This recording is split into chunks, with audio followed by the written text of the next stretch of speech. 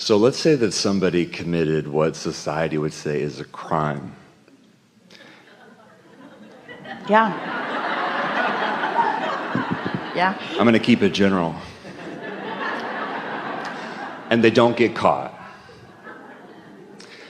If this person manages to think and feel that they acted out of impulse, they don't feel guilt, they don't, whether they're distracting themselves from it or not, will there be an additional repercussion, kind of a consequence, if you will, if they manage to feel good about what they did? We're going to put your question in different words, just for clarification, then we're going to answer it completely. So what you're asking is, if a person has a particular point of view, and that point of view is self-advocating, and that person finds concert with source energy and is inspired to behavior that you could say equals their point of attraction, then do others who condemn that behavior have control about the outcome of what comes next? Is that basically what you said? I got a little lost. Well, what we want you to hear is that now we're into that right and wrong thing. And the thing about committing a crime, first we just want to say to you all that there are laws and rules that each and every one of you break every single day. You're all lawless in respect to what you're talking about, because the laws that are established by society who's trying to protect themselves or control you. And so the laws are made from pushing against. And so the people who make the laws or who are wanting to enforce the laws are in a much more resistant place than those who break those laws. Are you wanting us to help you establish a giant right and the wrong in the sky? Because there isn't anything like that. Is there karma? Is there retribution? Is there some great law that I've violated for which I will pay eventually? No. If two people did the same thing, one feels guilty and one doesn't, they could still deal with the attraction of that guilt, but it wouldn't be repercussions for their crime. Well, it depends on how guilty they feel.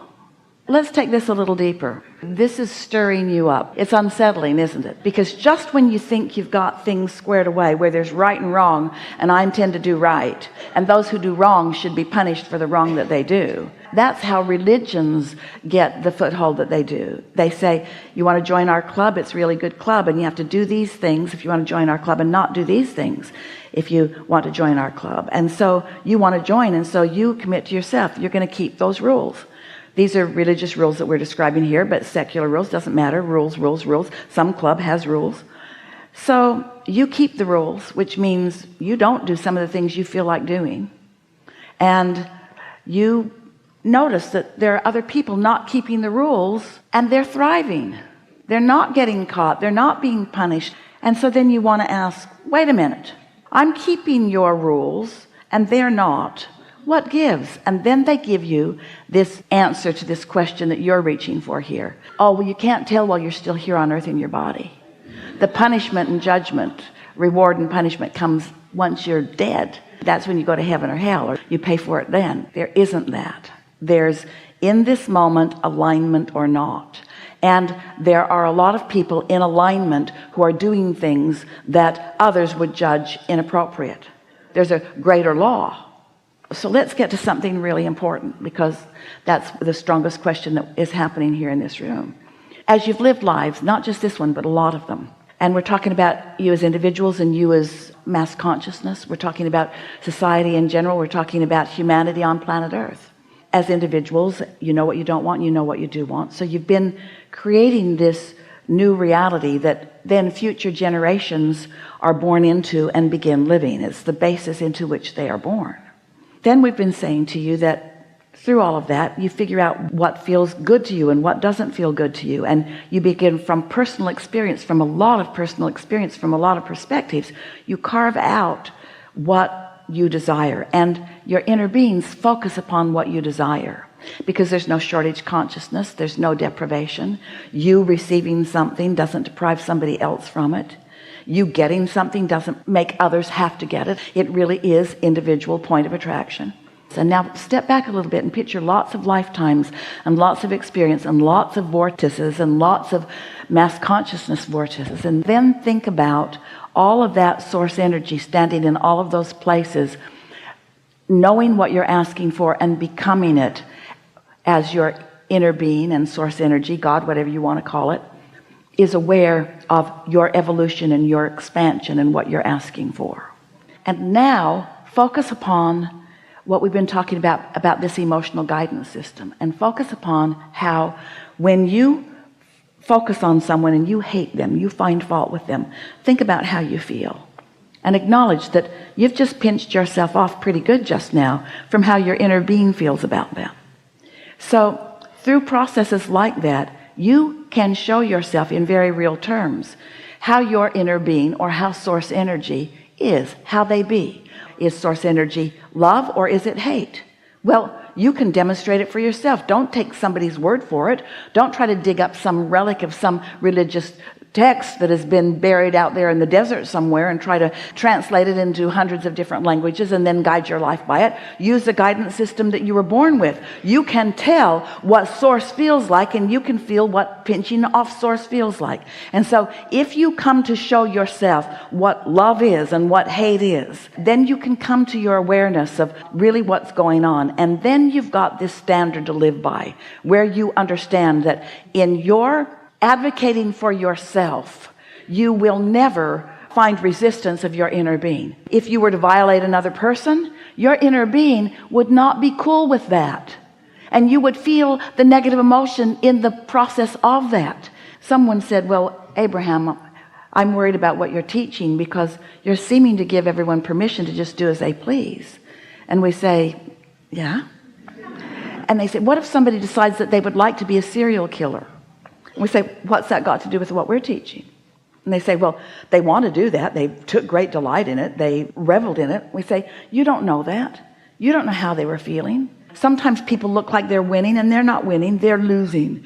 They are miserable. They are tortured. They feel terrible, even though a large part of society says, look, they won. You can only judge your winning in any moment or losing in any moment by the fullness of who you are allowing yourself to be. If you are practicing tuning in to who you really are, and you're receiving these impulses, let's say that you are at one of those stoplights that our friend was talking about, and you get an impulse to run the light, and the policeman sees you and wants to give you a ticket, but he didn't know that the guy behind you was out of control in his car and was going to slam into the back of you, but your inner being did.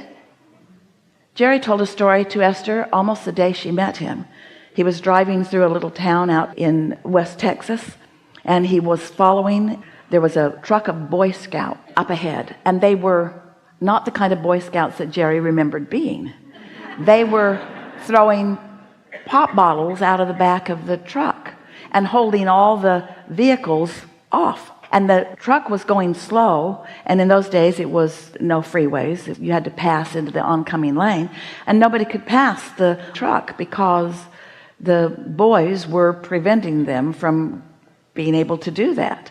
And Jerry, he had plenty of time. He was a little bit annoyed by it, but then realized that he was also a little bit amused by it, and he just sort of settled back.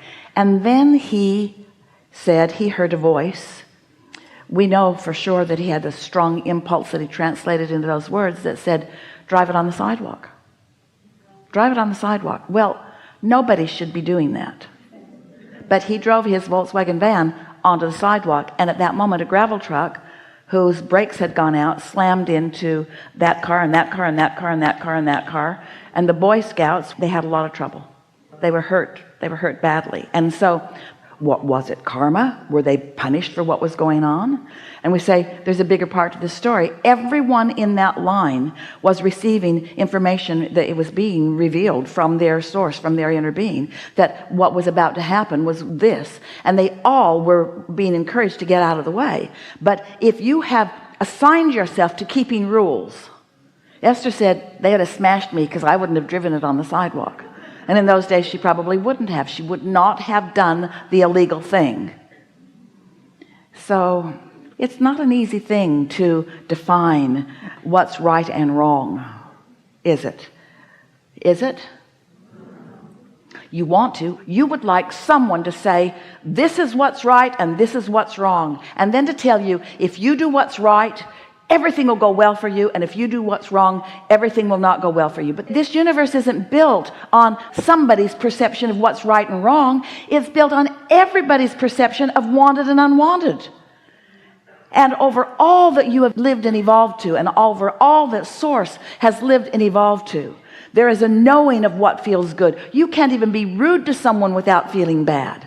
So once you introduce yourself to your guidance system and you intend to live under the influence of that, then you don't need to worry about it. When a serial murderer or a rapist or slasher or someone comes into your environment, if you could go into their early experience on this planet, you would discover every single time the abuse that was thrust at them, and they just couldn't find a foothold of alignment. And so law of attraction just brought them to more and more and more and more until they get into that revenge state, and that's as good as they can feel. And as you watch them, you might be seeing revenge, but you're certainly not seeing satisfaction. You might be seeing revenge, but you're sure not seeing joy. You're sure not seeing love or appreciation. You're sure not seeing all that they are. So is there a punishing God? No, but there is a punishing law of attraction. Not punishing you because you are inappropriate or bad, but because you are focused upon what you do not want, and law of attraction brings you what you think about, whether you want it or not. And so with all of this law of attraction stuff going on, then humans want to sort it into piles, and into religious piles, and into right and wrong. And mostly they want to control the behavior of one another in order to perpetuate the life experience that they think they want. Well, this world is big enough to accommodate what everybody is and who everyone is and what everyone wants. It's absolutely possible to live in a world that seems like it's disrupted in so many ways and find true happiness every day, really every moment of your life experience.